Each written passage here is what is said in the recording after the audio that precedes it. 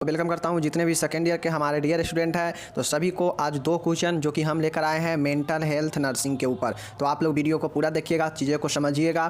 देखिए, मैं पहले बता देता हूं, जो लोग इस चीज़ को दिमाग में रखे हैं कि नहीं याद होता है, मैं उनको बार बार कितना बार एक चीज़ बता चुका हूँ कि याद करने का सबसे बेस्ट टेक्निक है कि जहाँ भी आपको बड़ा क्वेश्चन लगे तो उस प्रश्न में आपको ये ध्यान में देना चाहिए कि कितना स्टेप है, प्रश्न को कितना स्टेप में तोड़ा गया है, उसमें टाइप्स है तो टाइप्स कितना है।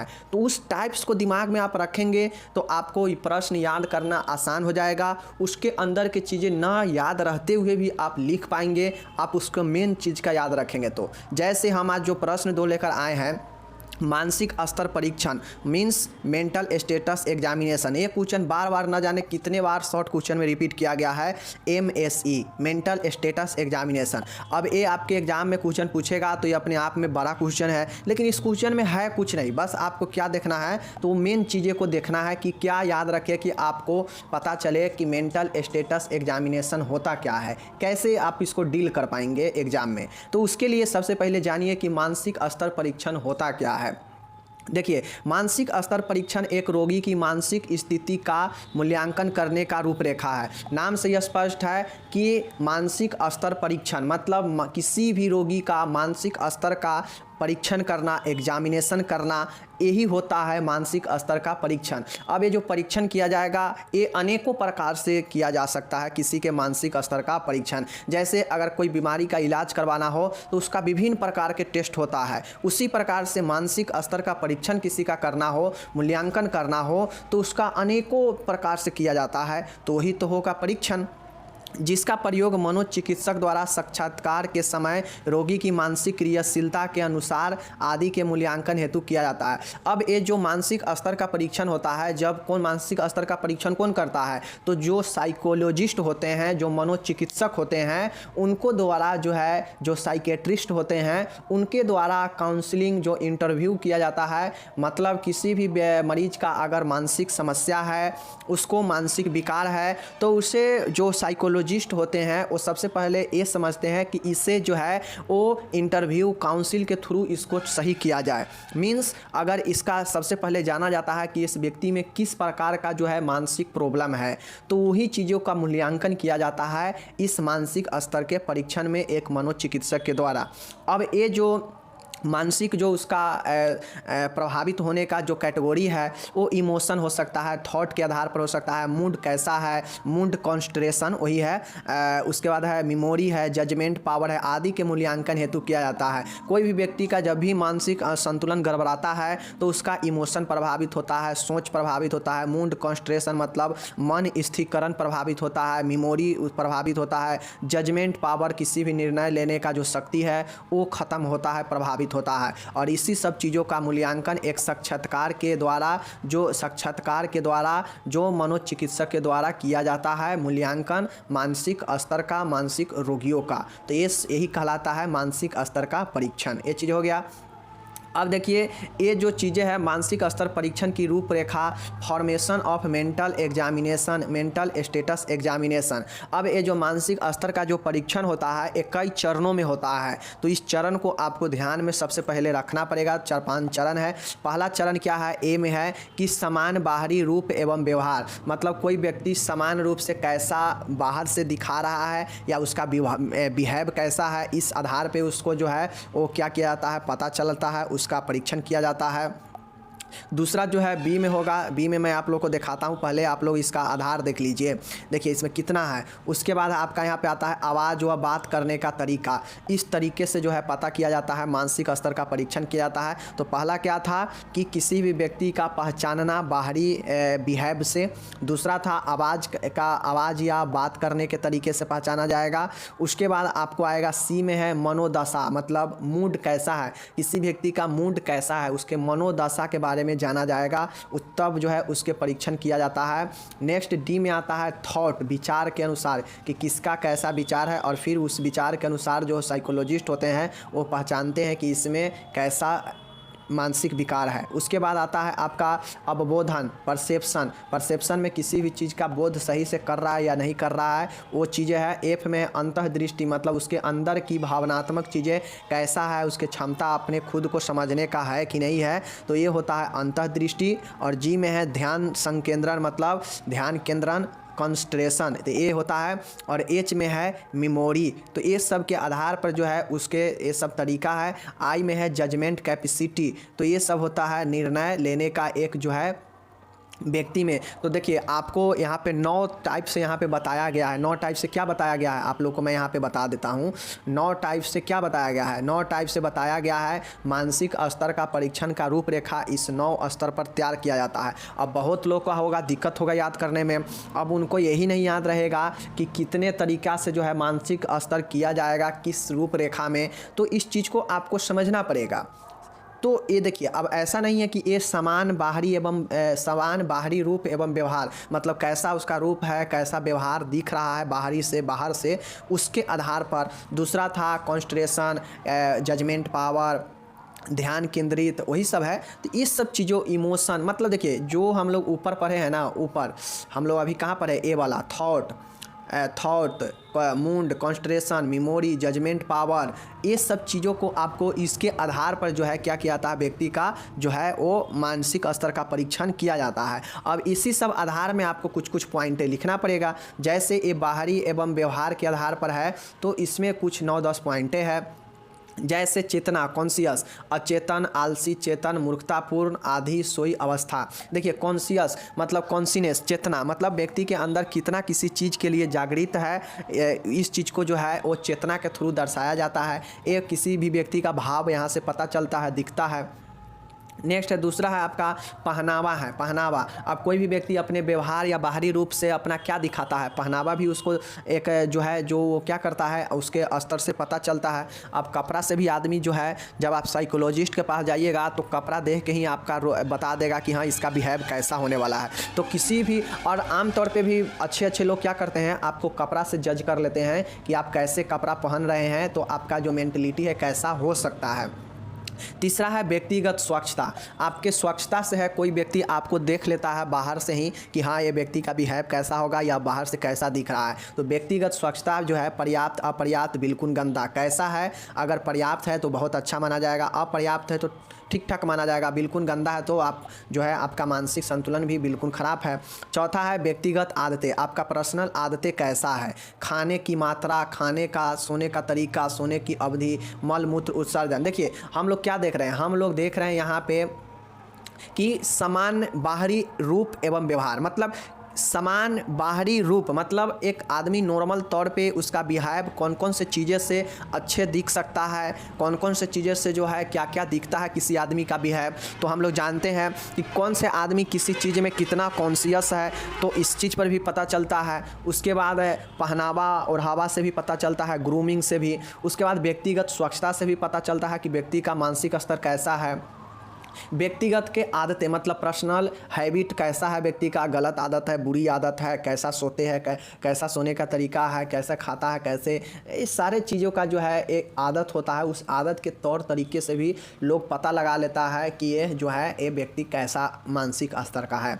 नेक्स्ट है प्रवेश की स्थिति, अपनी इच्छा से बलपूर्वक प्रेरित कर लाया गया। प्रवेश की स्थिति होता है कि मतलब आपके मानसिक स्तर से अगर जो आप रिस्पेक्ट किसी को देंगे, तो देखते होइएगा जब ऑफिस में इन करते हैं तो क्या होता है, एक रिस्पेक्ट के थ्रू अंदर जाते हैं, वहाँ पे पहले परमिशन लेते हैं। लेकिन जब प्रवेश होता है, इंटर्निंग जब कंडीशन होता है, तो वहाँ पे कोई आदमी को देखते होइएगा कि बलपूर्वक अपना जो है उसमें घुस जाता है, रूम में प्रवेश कर जाएगा बिना किसी से आज्ञा लिए हुए। तो क्या होता है, वहाँ भी किसी का बिहेव का पता चलता है, वहाँ पे बता देगा कि अरे यार ये तो बिना परमिशन के उदंड है आदमी, बाहर से बता देगा। तो क्या चीज़ है, बाहरी से जो भाव जो व्यवहार प्रकट होता है वो भी एक जो है क्या है, मानसिक स्तर परीक्षण का सबसे बड़ा चीज़ है।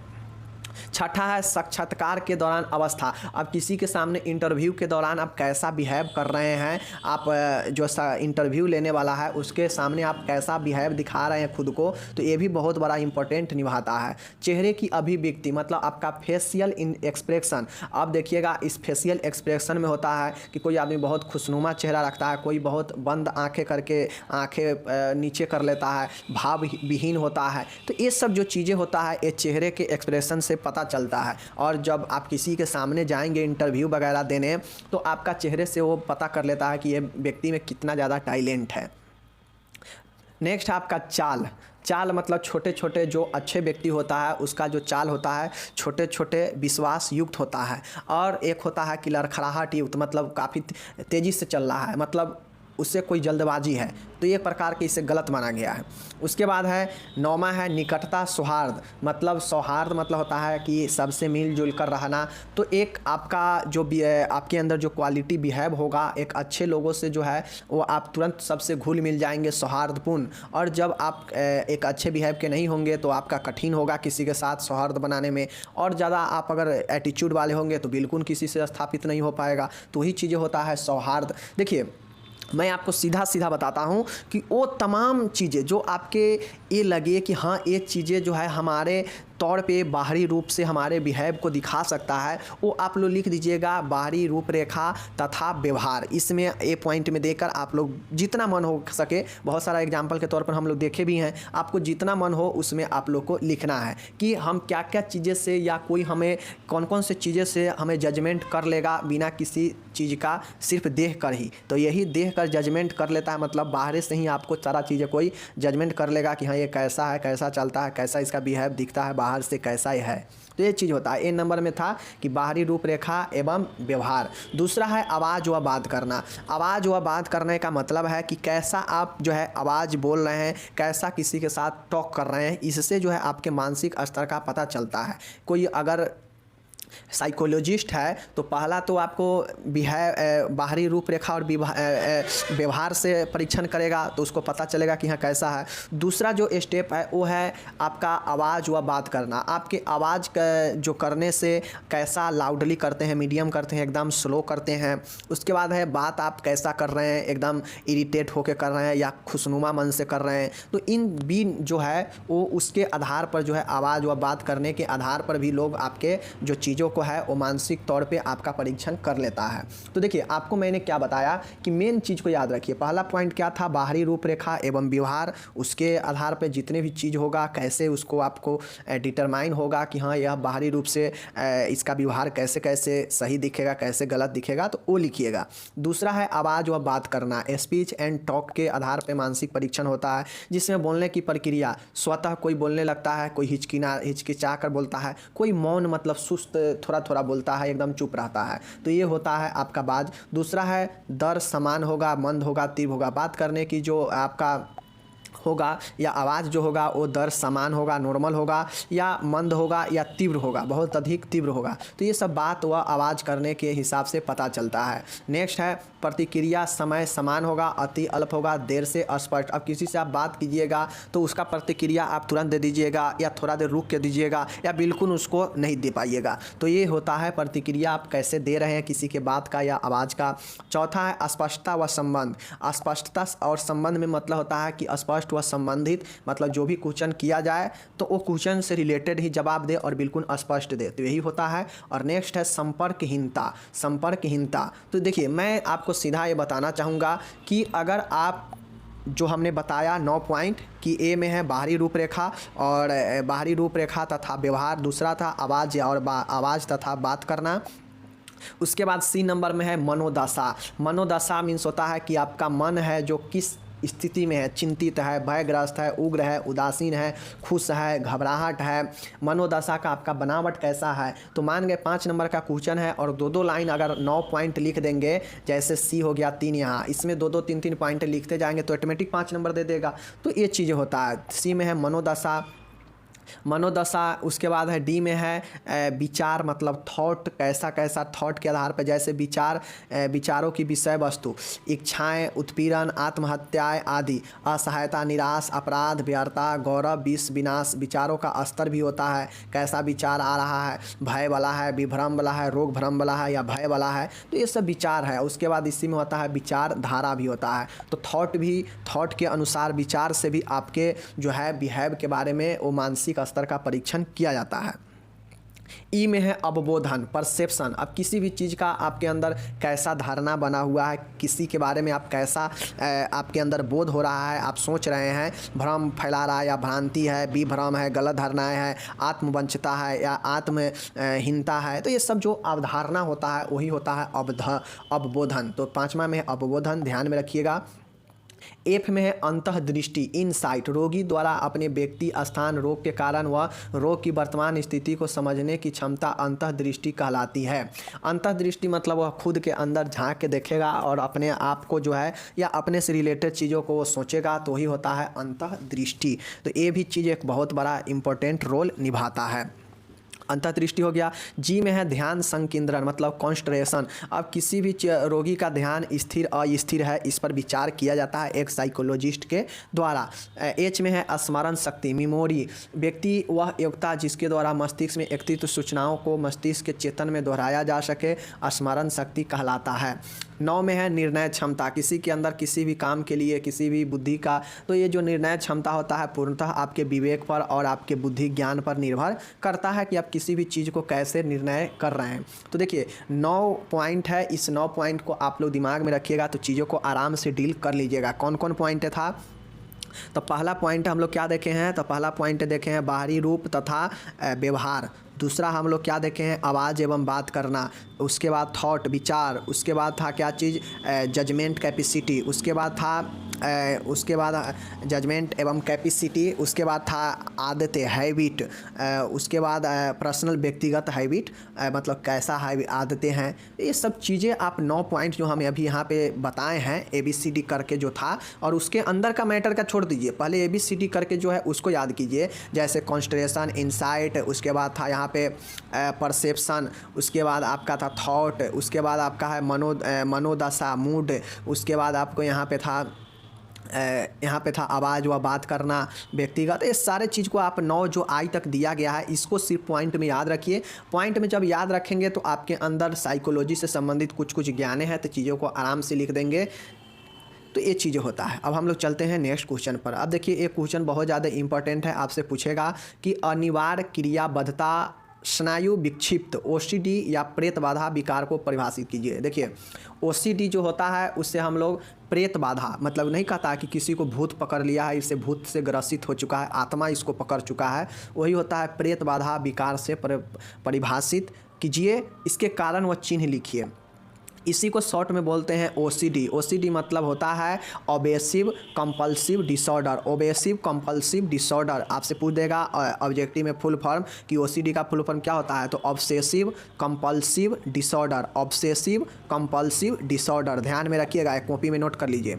अनिवार्य क्रियाबद्धता स्नायु विक्षिप्त, इसका हिंदी होता है अनिवार्य क्रियाबद्धता स्नायु विक्षिप्त OCD obsessive compulsive disorder. Obsessive compulsive disorder इसको हम लोग को टोटल पढ़ना है, चलिए देखते हैं। देखिए अनिवार्य क्रियाबद्धता स्नायु विक्षिप्त मतलब ऑब्सेसिव कंपल्सिव डिसऑर्डर। अनिवार्य क्रियाबद्धता स्नायु विक्षिप्त या मनोविक्षिप्त एक स्नायु विकार है जिसमें विशिष्ट लक्षण मनोग्रसित विचारों तथा विवशतापूर्वक व्यवहार के होते हैं। कंपल्सिव मतलब होता है विवशतापूर्ण मतलब विवश।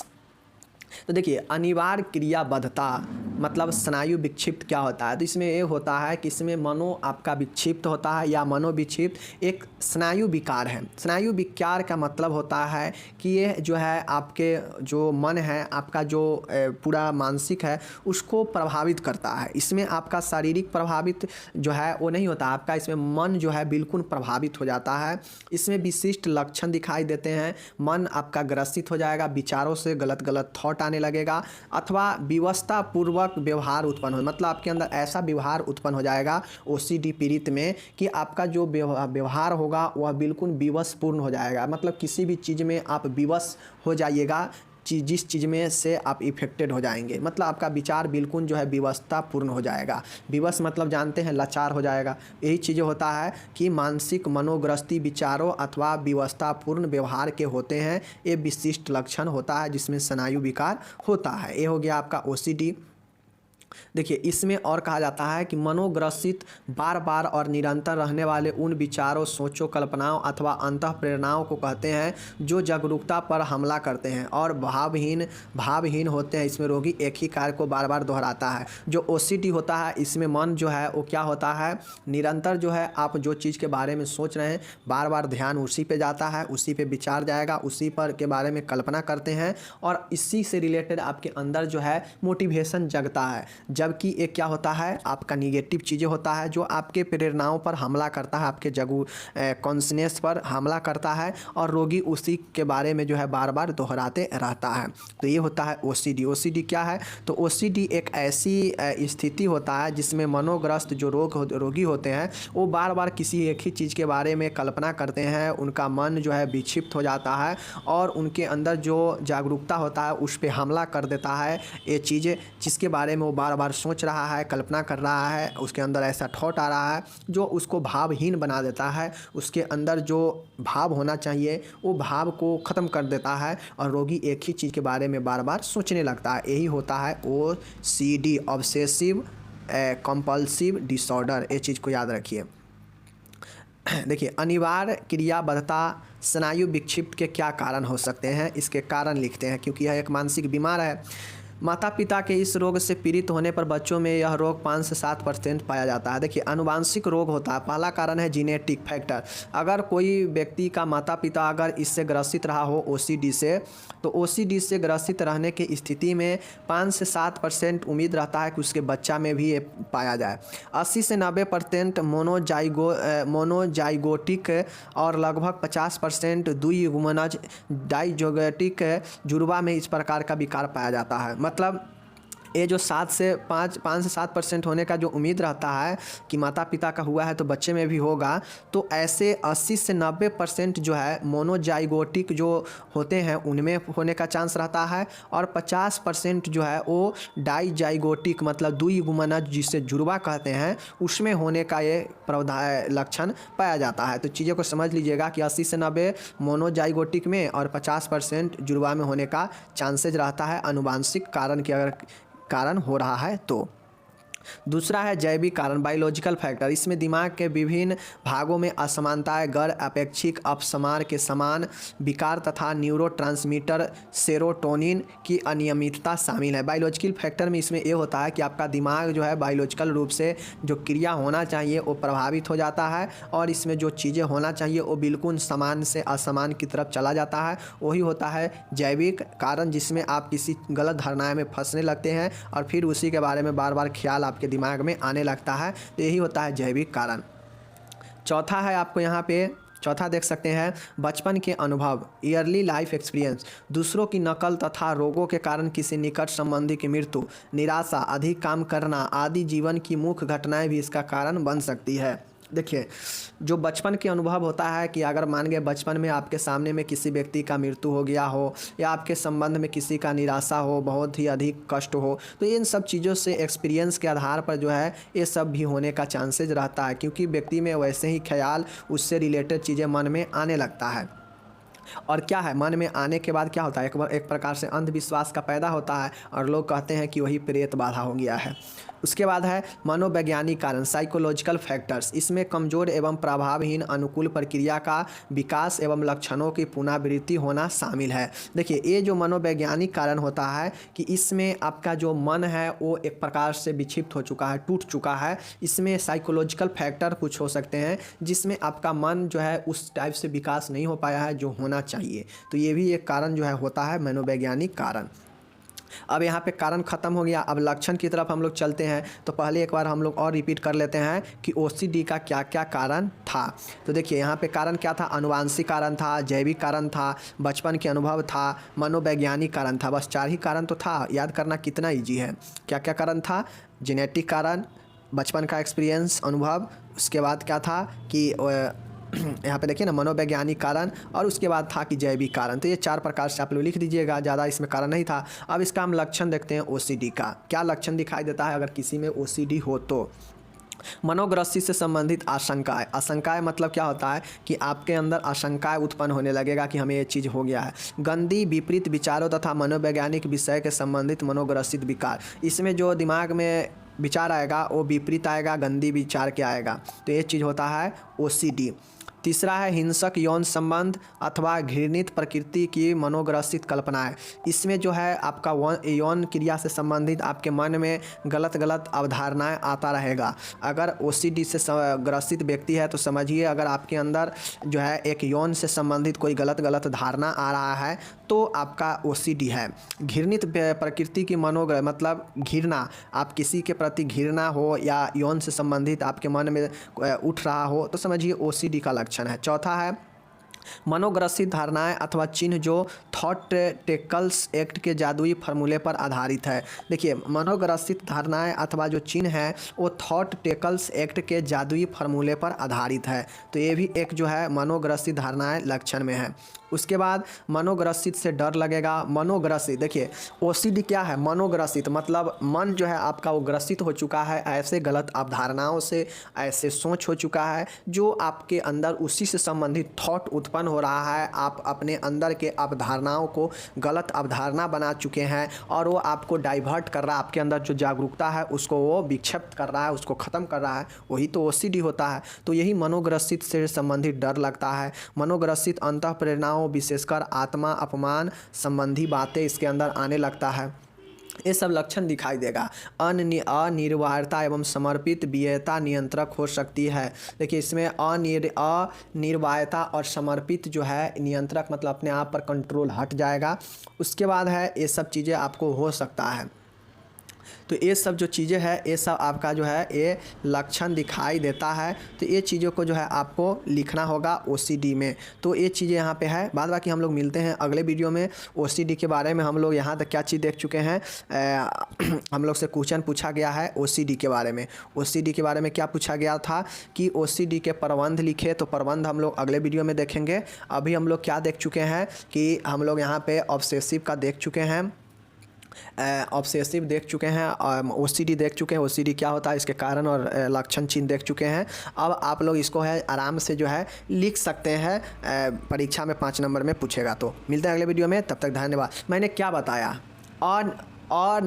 अनिर्वाय क्रियाबाधता स्नायु विक्षेप। यहाँ पे एक चीज़ को समझिए ना, क्रियाबाधता का मतलब क्या होता है कि आपके मानसिक क्रिया को बाधित कर दिया है, स्नायु को विक्षिप्त कर दिया है। वही तो ओसीडी होता है ना। मतलब आपके अंदर ऐसे ऐसे थॉट, ऐसे ऐसे गलत अवधारणा, ऐसे विचार उत्पन्न हो रहा है जो आपके चीज़ों को डाइवर्ट कर रहा है, आपके दिमाग को एक सुस्त बना दिया है, ग्रसित कर दिया है और आपके अंदर उसी से रिलेटेड ख्याल जग रहा है। तो वही होता है एक ओसीडी। और प्रेत बाधा में भी क्या होता है, प्रेत किसी को भूत पकड़ता है तो क्या कहता है कि बहुत सारे चीज़ें बकता है, बहुत सारे उसको पूर्व के चीज़ें याद आने लगता है, वो उसी से रिलेटेड ग्रसित हो। मतलब क्या है कि वो अपने एक्सपीरियंस के अनुभवों को जो है वो उसके अंदर समा जाता है, जो वो पूर्व में कहीं ना कहीं किसी से सीखा हो या लिया हो, तो वो सारे चीज़ें होने लगता है इसी प्रकार से। तो हम लोग देख चुके हैं यहाँ पे ओसीडी। अब मिलते हैं अगले वीडियो में, धन्यवाद।